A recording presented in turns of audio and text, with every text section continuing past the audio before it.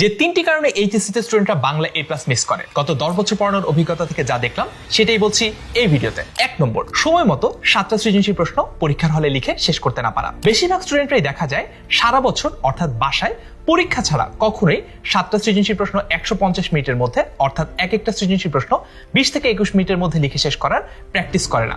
সমাধান হচ্ছে বাসায় প্রতি সপ্তাহে অন্তত একটা সৃজনশীল প্রশ্ন 20 থেকে 21 মিনিটে লিখে কমপ্লিট করার প্র্যাকটিস করা। 2 নম্বর, এইচএসসির বাংলা পরীক্ষার এমসিকিউর যে ডিফিকাল্টি লেভেল সেটা ধরতেই পারে না। এসএসসির চেয়ে এইচএসসির প্রশ্নের ডিফিকাল্টি লেভেল আসলেই কঠিন। প্রথম থেকেই যে গল্পটা বা যে কবিতাটা পড়া হবে সেই গল্প বা কবিতা থেকে বিগত বছরে বিভিন্ন বোর্ডে যে প্রশ্নগুলো এসেছে সেগুলো দেখতে হবে এবং নিয়মিত সলভ করতে হবে। 3 নম্বর, এইচএসসির বাংলা দ্বিতীয় পত্রের কোশ্চেন প্যাটার্নই বুঝতে না পারা। এইচএসসিতে বাংলা ব্যাকরণ পুরোটুকুই খাতায় লিখতে হয়, অর্থাৎ এখানে কোনো অবজেক্টিভ বা এমসিকিউ পার্ট নেই। বাংলা দ্বিতীয় পত্রের ব্যাকরণ কিন্তু অনেক কঠিন বা অনেক আনকমন আসে এরকমটা নয়। বেসিকটা শুরু থেকে বুঝে বুঝে আগাও, তাহলে তোমার জন্য এই বাংলা দ্বিতীয় পত্রের ব্যাকরণ পার্টটাও একেবারে সহজ হয়ে যেতে পারে।